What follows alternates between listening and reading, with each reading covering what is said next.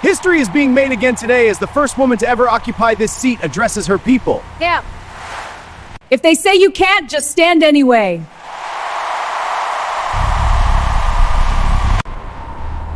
Madam, it was working this morning.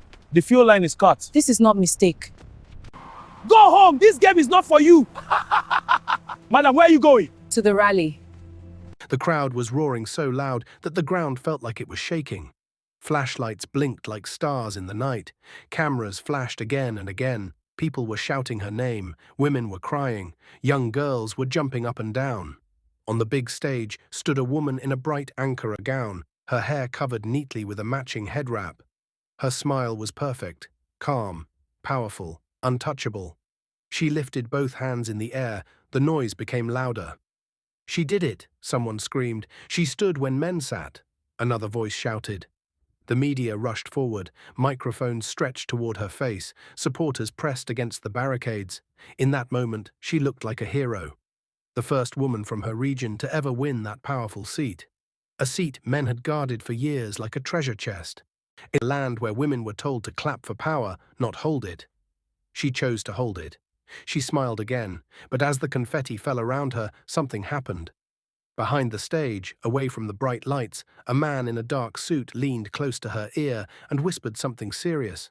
Her smile did not disappear, but it changed. It became thinner, sharper, almost calculating. And standing near a half-open door, someone else heard part of that whisper. Someone who had stood with her when no one else did. Someone who suddenly felt cold. And that was the moment everything began to crack. But to understand how she got there, we must go back. Years earlier, there was no stage, no cameras, no applause. There was only a small wooden platform in a dusty town square. She stood alone. Men stood in groups, whispering and laughing. "Go home," one of them muttered. "Politics is not for women," another said. Some people clapped politely, but most of them were just watching to see her fail. She did not shake. Her name was everywhere now, but back then she was just a woman with a big dream. She believed something simple, that women could lead, not just follow. The first time she ran for office, she lost. Not by a little, by a lot. People laughed louder that day. Some of her supporters disappeared the next morning. The second time she ran, she lost again. That loss hurt more because she had tried harder. She had walked through villages in the hot sun. She had spoken at markets. She had sat on plastic chairs in small living rooms, explaining her plans. Still, she lost. That night, she sat alone on her balcony and stared into the darkness. Her friend Kemi stood beside her. "Maybe this is not your time," Kemi said softly. She did not answer right away. Then she said something Kemi would never forget. "If the door does not open, I will build another one." And she did. She changed strategy. She joined a stronger political party. She made new alliances. She studied the media. She learned how cameras work. She learned how headlines are made. And she learned one powerful truth. If people see you as strong long enough, they will believe it. The third time she ran, things were different. Her rallies were bigger. Her speeches were sharper. Her confidence was louder. This time, even the men who once mocked her watched carefully. And when the results came, she won. The state exploded with excitement. Women cried in joy. Young girls screamed her name. The media called her the lioness. They said she was bold, fearless, historic. And she was. She had stood when men sat. But power is not just about winning. It is about what happens after. After her victory, her office became crowded every day. Old supporters lined up. People who had printed posters with their own money. People who had defended her online. People who had walked with her under the hot sun. She told them, smiling warmly, "You will never regret following me." They believed her. Soon she began empowerment programs, laptops for students, sewing machines for women, vehicles for business owners, electric tricycles for transport workers. The media praised her loudly. "Oh, she is doing more than anyone. She is the best." But something strange started happening. A laptop given on Monday would be taken back on Friday. "We need to configure it," her team would say. A vehicle handed over with cameras flashing would quietly disappear later. "We need to rebrand it," they would explain. Only food items stayed. Because food gets eaten. But machines, cars, they returned. Some of her early supporters started asking questions, soft questions at first. Why was my tricycle collected? Why was my name removed? Then came accusations. You are becoming too powerful. You talk too much. You stole. Security began blocking familiar faces at the gate. Phones stopped being answered. Social media blocks became common. If she removed you from her circle, there was no way back. Still, the cameras loved her, and she loved the cameras. Every event looked bigger than the last. But behind closed doors, something else was growing. Fear. No one corrected her anymore. No one challenged her, because those who did were gone. Now we return to that night. The night the crowd roared. The night confetti fell. The night she stood glowing under bright lights. Behind the stage, the man in the dark suit leaned close. Loyalty must be strategic, he whispered, not sentimental. She listened carefully. Her eyes changed for just a second. Across the hallway, Kemi stood near a door that was slightly open. She did not hear everything. But she heard enough. She heard the word remove. She heard the word replace. She heard her own name. Her heart began to beat fast. She stepped back quietly, and her hands were shaking. Was this the same woman who once said power must serve people? Was this the same woman who walked barefoot to prove her strength? Kemi took another step backward, and just then, her phone buzzed. A message. From someone she did not expect. It read, "I have proof. She is not who people think she is." Kemi froze. Her eyes widened. Proof of what? And why was it sent to her? Inside the room, the woman's laughter suddenly stopped. The door opened wider, and their eyes met. For a long second, no one spoke. The crowd outside was still cheering, but something inside that building had shifted, and the real battle had just begun. Kemi could still feel her heart pounding. The message was still glowing on her phone screen. I have proof. She is not who people think she is. Her fingers trembled as she looked up. The woman stood just a few steps away, her ankara shining under the backstage lights, her veil resting softly over her shoulders. Her smile was gone. Not the public smile. This was a different face, calm, still, watching. Kemi, she said gently, why are you standing there? The cheering outside was still loud. Cameras were still flashing. People were still shouting her name. But here, in this narrow hallway, the air felt heavy. Kemi quickly locked her phone and forced a smile. Nothing, Ma. I was just looking for you. The woman's eyes rested on her face for a moment longer than usual. Then she nodded. Come, she said softly. We have work to do. Work, Kemi swallowed, because she was beginning to wonder what that word truly meant. In the early days, Kemi had believed in her more than anyone else. When the woman lost her first election, Kemi had stayed. When others mocked her, Kemi defended her. When posters were torn down at night, Kemi helped paste new ones at dawn. Back then, they were a small team. They ate together, they laughed together, they dreamed together. The woman used to sit on plastic chairs with market women and listen to their problems for hours. She used to say, if I win, we all win. Those words had felt true, but now things were different. The house was bigger, the office was bigger, the cars were bigger, and the distance between her and the people had grown. Her empowerment programs became louder and grander. A large hall filled with banners, big posters with her face smiling brightly, and dozens of sewing machines lined up in rows, young men standing beside brand-new electric tricycles, students holding laptops in the air. The media rushed to capture every moment. She is unstoppable. She is changing lives. She walked through the crowd like royalty. Her pink lips curved perfectly as she shook hands. She spoke into microphones confidently. Your success is my success, she said. Applause thundered. But later that evening, after the cameras had left, things shifted. One of the tricycle recipients received a call. Please return the vehicle tomorrow for documentation. He obeyed. The next day, the vehicle was gone. When he asked questions, security escorted him out. A woman who received a sewing machine posted a thank you message online. 2 days later, she received a message. You have been removed from the empowerment list. She never understood why. In quiet corners, whispers started spreading. Did you hear what happened to Tunde? They collected his laptop. They said he was becoming too loud. At first, people did not believe the stories. How could they? She was everywhere on television, smiling, donating, inspiring. But the whispers did not stop. They grew louder. That night, Kemi sat alone in her small apartment. The message from earlier still haunted her. She opened it. There was another message now, a file attached. Her hands felt cold as she clicked it. Inside were screenshots, lists of names, assets given and later marked as retrieved. Audio clips. A voice she recognized, calm, strategic. Remove him, he talks too much. Replace her. She is asking questions. Kemi stopped the recording. Her chest tightened. This was not gossip. This was real. Her phone buzzed again. Unknown number. If you care about the truth, meet me tomorrow. Kemi stared at the ceiling. Should she ignore it? Should she delete everything? Should she confront her? Outside, thunder rolled softly. The night felt heavy.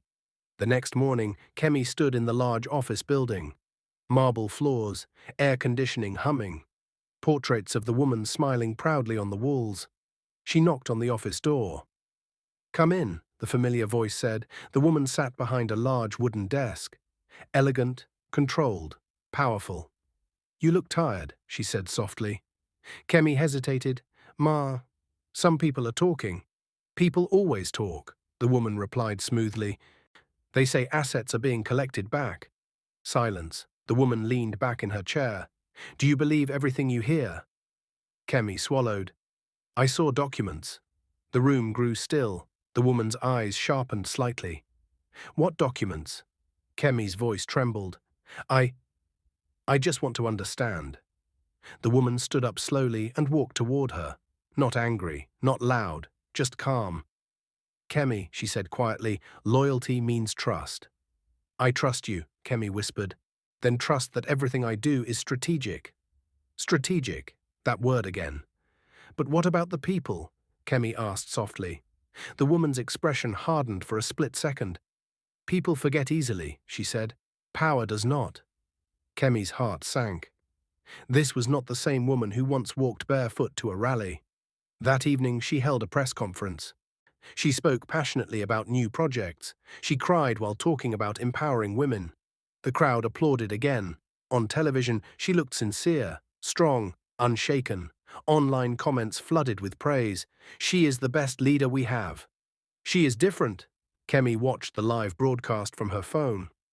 She felt confused. Was she imagining things? Was she being ungrateful? Or was she seeing the truth for the first time? Late that night, Kemi finally met the anonymous sender. It was someone she recognized. A former aide. A quiet man who had disappeared months ago. He looked thinner, tired. She removed me because I asked for accountability, he said calmly. He handed Kemi a small flash drive. Everything is inside. Kemi's hands trembled. Why give it to me? She asked. He looked at her carefully. Because you still believe she can change. Kemi said nothing.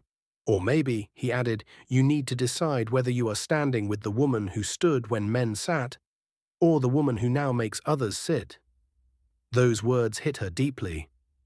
The next morning, something unexpected happened.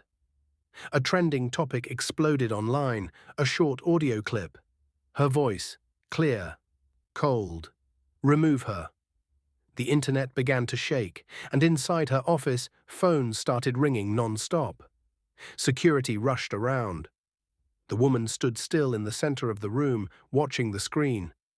For the first time, the applause had turned into questions. And this time the cameras were not on her side. The office was no longer calm. Phones rang without stopping. Assistants rushed from one room to another. Security guards whispered urgently into walkie-talkies. On the big screen in her office, the audio clip played again. Her voice, clear, sharp. Remove her. There was no laughter in it, no warmth, no softness, just command. The internet had caught fire. She is fake. She uses people. She takes back what she gives. Hashtags began trending. Kemi stood at the edge of the room, her hands cold. The woman did not shout. She did not panic. She stood still, watching the screen. Then she turned slowly. "Who released it?" she asked calmly. No one answered. Her eyes moved around the room, one face at a time. The silence felt heavy. Finally, she spoke again. "Call the media." Within hours, a press conference was arranged. Bright lights, cameras, journalists. She walked in wearing a flawless navy blue outfit this time. Her face was carefully made up. Her voice sounded slightly emotional. "I am hurt," she said softly. "They are twisting my words." She paused. "I said remove her because she was stealing from the empowerment list." Murmurs filled the room. She dabbed her eyes gently with a white handkerchief. "I have always stood for justice, even if it hurts me." Some reporters nodded, some still looked unsure. Online, opinions split in two. Half of the people defended her, the other half asked questions. But something had changed. For the first time, doubt had entered the room. Instead of slowing down, she moved faster. A larger empowerment event was announced. This one was bigger than any before.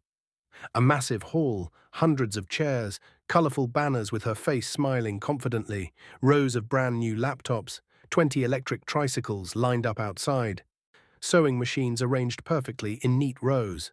The media came in full force. "This will silence them," one aide whispered. She stepped onto the stage like a queen returning to her throne. The applause was loud, not as loud as before, but still loud. "My enemies want to distract us," she said into the microphone, "but we will not be distracted." Cheers rose from the crowd. She handed over the first laptop to a young girl who looked about 10 years old. The girl smiled widely. "Thank you, Ma," she said shyly. The crowd clapped. For a moment it felt like everything was normal again. But Kemi noticed something small. The girl's name was not on the original list. It had been replaced. Replaced that morning. Kemi felt uneasy. Inside her inner team, things were tense. No one spoke freely anymore. Or if someone suggested something, they watched her face carefully. If she frowned even slightly, the room fell silent. One afternoon, a young aide dared to speak.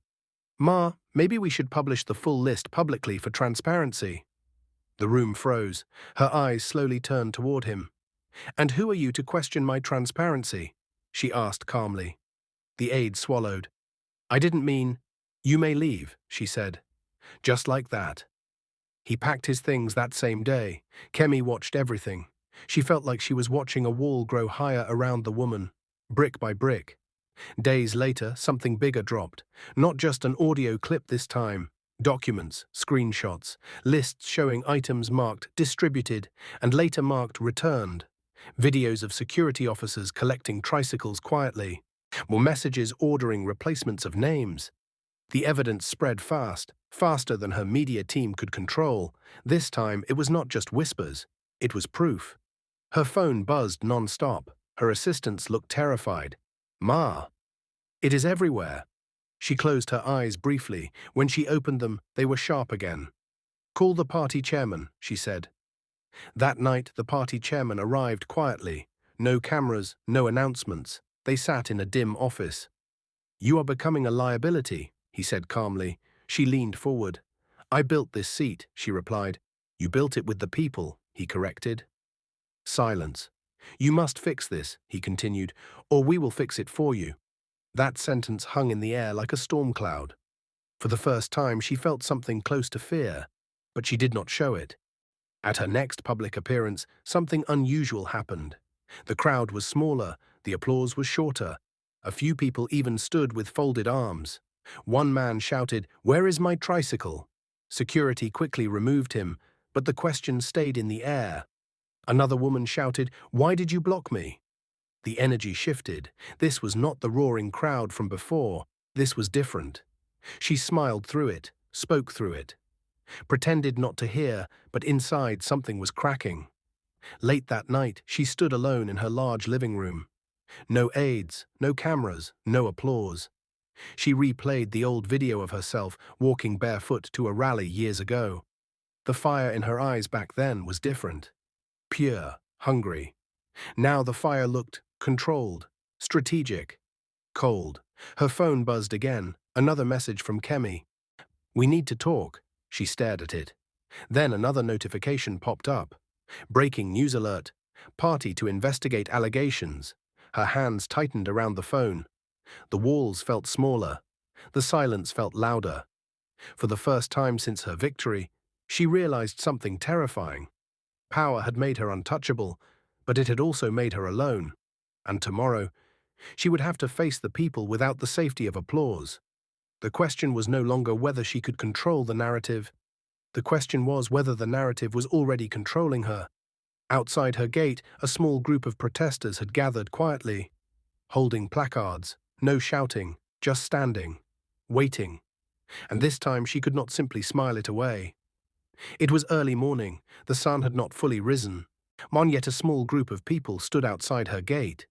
They were not shouting, they were not fighting, they were simply standing. Each person held a small cardboard sign. Return our trust. Empowerment is not a show. Listen to us. The silence was louder than any protest she had ever faced. Inside the house, her security team waited for instructions. Should we disperse them? One guard asked. She stood near the window, watching through the curtains. Her face was calm, but her hands were not steady. No, she said finally, let them stand. For the first time in a long time, she did not rush to the media. She did not call a press conference. She just stood there, looking at the people who once cheered her name, and something inside her shifted. By afternoon, the party leadership called her in. The meeting was quiet but firm. You must address this properly, the chairman said. You built your image on trust. That trust is breaking. She nodded. For once, she did not argue. She drove home alone that evening. No sirens, no celebration, just silence. When she entered her house, it felt bigger than usual, too big. She walked into her study and closed the door. No cameras, no aides, no applause. She opened her phone. The comments were brutal. You changed. You forgot us. You became what you fought. Some were angry, some were disappointed, but one comment made her stop scrolling. You were our hope. Please don't become our lesson. She stared at it for a long time. She stood up slowly and walked toward the large mirror in her room. The woman staring back at her looked strong, polished, powerful, but also tired. She remembered the first rally, the dust on her feet, the laughter of men. The promise she made to herself. I will serve people, not power. When had that promise changed? Or had it? She replayed the moments in her mind, the first time she removed someone from her circle, the first time she chose strategy over loyalty, the first time she believed a whisper without checking the truth. It had not happened all at once. It had happened slowly, piece by piece, decision by decision. And now she stood here, at the top, yet somehow lower than before. Her phone buzzed. It was Kemi. She hesitated before answering. Hello, she said softly. There was silence on the other side for a moment. Then Kemi spoke. I need to ask you something. Yes. When you stood when men sat, who were you fighting for? The question felt like a weight. For the women, she replied, for justice. And now? Kemi asked gently. She did not answer immediately. Kemi continued, you once told me power must serve people, not consume them. Tears gathered in her eyes. I remember, she whispered. Then maybe, Kemi said carefully, it's time to stand again. That sentence landed deeply. Stand again. Not against men this time, but against her own pride. The next day, instead of a press conference, she did something no one expected. She called a town hall meeting. No banners, no loud music, no grand stage. Just chairs arranged in a simple open hall. She walked in wearing a modest pink printed gown. No heavy makeup, no dramatic entrance. People came cautiously, some angry, some curious. She stood in front of them without a microphone. For the first time, she began, I am not here to speak. I am here to listen. The room was silent. Then one man stood up. You took my tricycle, he said. She nodded. It will be returned. A woman stood up. You blocked me. She nodded again. I was wrong. Gasps filled the room. No one expected that. Another person spoke. You made us feel used. Her voice shook slightly. I am sorry. There was no media, no cameras to shape the story, just people, just truth. And for the first time in years, she did not defend herself. She accepted responsibility. The process was not easy. Returning items took time. Rebuilding trust took longer. Some people refused to forgive her. Some still walked away. In the party watched her carefully. The media tried to twist the story, but she did not fight back with headlines. She worked quietly. Transparent lists were published. Empowerment programs were restructured. Decisions were no longer made alone. She allowed people to question her openly. It was uncomfortable, but it was real. Months later, she attended a leadership summit. The theme was simple: unlearning power. She stood on stage once more, but this time there were no flashing lights, no loud applause, just leaders sitting quietly. She spoke clearly. I once believed that standing when men sat was my greatest victory. She paused. But I learned that staying humble when power rises is even harder. The room listened carefully. I made mistakes, she continued. Power revealed parts of me I had not healed. But I choose to grow. There was no thunderous applause, just steady clapping, respectful, real. When she stepped off the stage, a young girl approached her. "Ma," the girl said softly, "I still want to be like you." She bent down and smiled. "Be better than me," she replied. She had stood when men sat. She had won. She had stumbled. She had nearly lost herself, but in the end, she learned something deeper. Standing is not just about fighting others, it is about facing yourself. The crowd would roar again someday. The cameras would flash again. But this time, her smile would not hide anything. It would reflect growth. Because some leaders lose power. Some leaders lose people. But the wise ones choose to change. And that is how the woman who stood when men sat stood again.